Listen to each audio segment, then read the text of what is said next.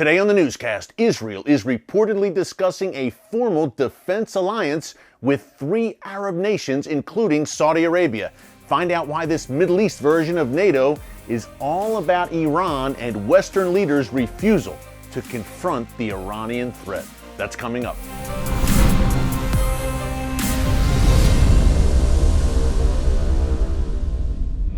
Hey folks, Erick Stakelbeck here. Welcome to the Watchman Newscast.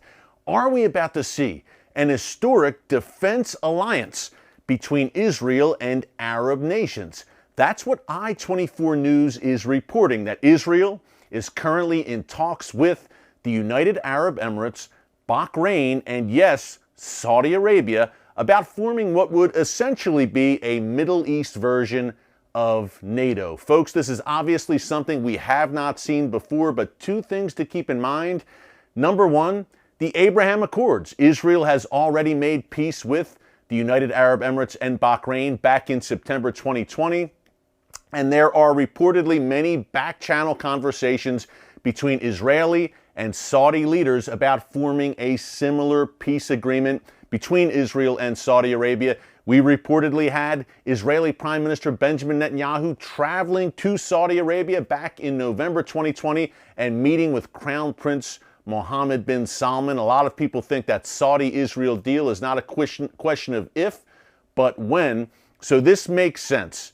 Number 2, the second reason it makes sense is the ascension of the Biden administration and the rise of the Iranian threat. Folks, I'll keep it very simple for you.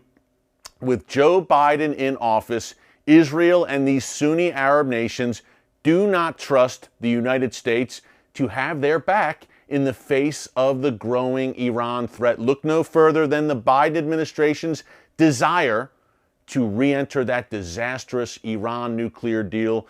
So Israel and the Sunni Arab nations look at each other and say, hey, all we've got is us right now. We can't rely on the United States with this current administration. We certainly cannot rely on the European Union or the UN to have our backs as Iran continues its march across the region in places like Yemen, Iraq, Syria, and Lebanon, at Israel's doorstep, at Saudi Arabia's doorstep, as it continues to threaten the waters around the Persian Gulf, the Gulf of Oman, the Strait of Hormuz, in the shadow of these Gulf nations like the UAE, Bahrain, like Saudi Arabia. So it makes perfect sense for these Arab nations to look to Israel and say, you are the strong horse in the region. We can't count on the United States right now, sadly. We certainly can't count on Europe, but Israel, you have shown that you will take a firm stand against the Iranian regime and its proxies. I talked about the march across the region by Iran. The head of the snake is what we call them here at the newscast, controlling these proxies in these various countries.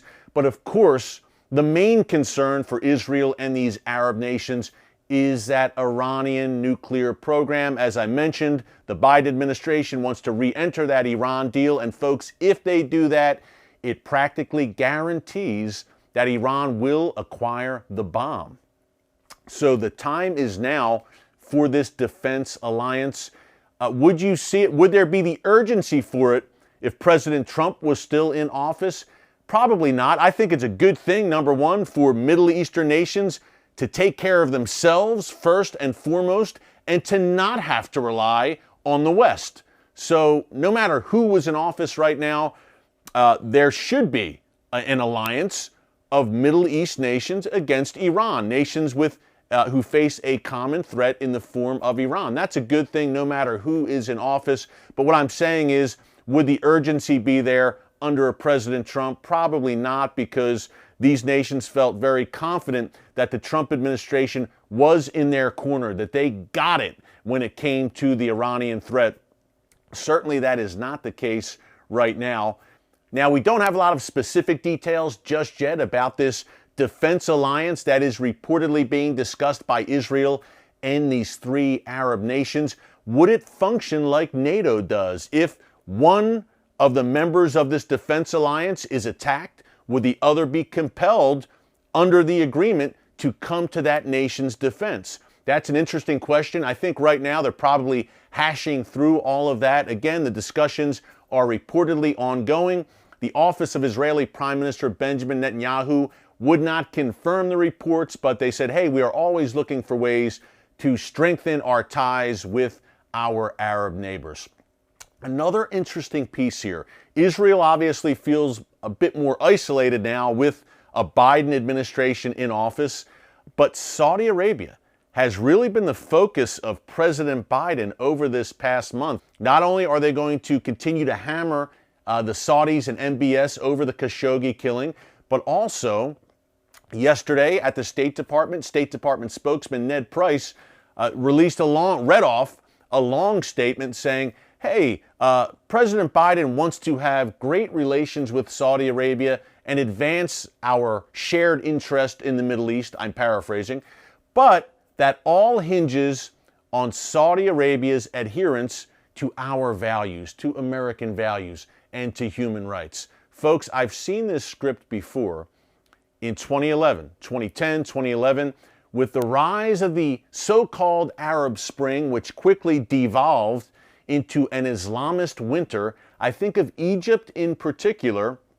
where Joe Biden, the man he served under as vice president, Barack Obama, pressured the regime of Hosni Mubarak in Egypt, and Mubarak eventually was toppled as part of that because the United States said, hey, we don't have your back. They basically pulled support for Mubarak over his violation of human rights as well. And what happened? Mubarak was toppled and the Muslim Brotherhood came to power. Thankfully, they were toppled not very long after by President al-Sisi, who continues to be the president of Egypt and has a very, very solid relationship with Israel. Look, folks, these are not Jeffersonian democracies in the Middle East, and they never will be. So you have to take the good with the bad in some cases. Look, human rights, unfortunately, is not at the forefront for these Sunni Arab nations. But to me right now, the greater concern is the Iranian threat, the Iranian nuclear menace, and the Iranian expansionism across the Middle East. To me, let's deal with that now. That is the urgent, pressing threat. Again, you're not going to see democracy flourishing, Western-style democracy flourishing tomorrow in Saudi Arabia or Bahrain. It's just not going to happen. Let's be realistic. But are we going to isolate these nations at a time of great need for the region?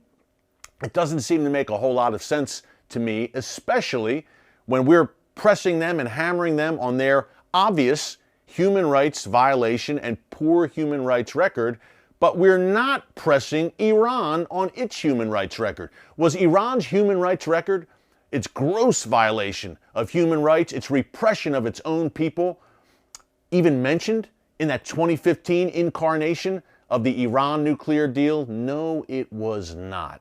So I'd love to see more pressure on the likes of China and the Iranian regime and other rogue regimes over their human rights records, especially in the context of the Middle East, where, look, we're hammering the Saudis and the UAE and Bahrain, but we're not going to shine a light on the terrible, horrific violations of the world's #1 state sponsor of terrorism, the Iranian regime. Doesn't make a lot of sense to me.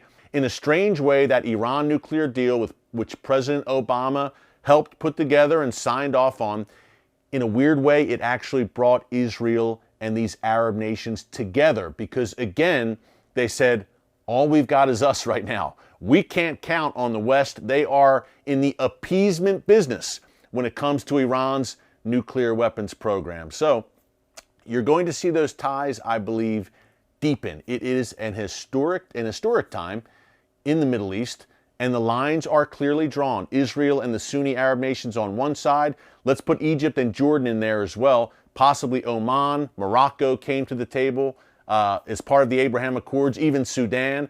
Then on the other side, you have the Iranian regime, Hezbollah, Hamas, Palestinian Islamic Jihad, the Houthis, the Assad regime in Syria, these various Shia militias in Iraq.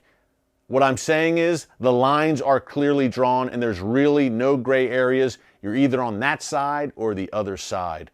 Folks, make no mistake about it. These two sides that we are talking about are on a collision course. And what happens in the Middle East does not stay in the Middle East. Events unfolding there right now will profoundly affect all of us, no matter where we live. Now, before we end each day here on the Watchman Newscast, we love to bring you some encouragement. If you're watching all of this unfold and you live in the United States like I do, or in the West, and you see weak leadership, quite frankly, in the West right now, you might say, we're doomed. We're done. We're finished. But folks, I want to encourage you from 2 Timothy, which says we are not to have a spirit of fear, but of power and of love and of a sound mind. Basically, we are to have peace and strength even in the most tumultuous times. Where does that peace come from? It comes from the Prince of Peace, the Lord Jesus. Folks, if you have walked away from God, come on back. He's waiting there for you. It's never too late, but I'll tell you right now, the hour may be late. Do not put it off. He is there for you. He will never leave you or forsake you. Even as the world is crashing down around us, the Lord your God is there by your side. So let him in. Hey, thanks for joining us today here on the newscast. Until tomorrow, God bless you. And remember, never hold your peace. Hey everyone, thanks for checking out the Watchman Newscast. If you enjoyed this episode and want to see more, make sure you go ahead and hit the like button, click subscribe, and tap the bell icon to turn on notifications for new Watchman Newscast episodes every weekday.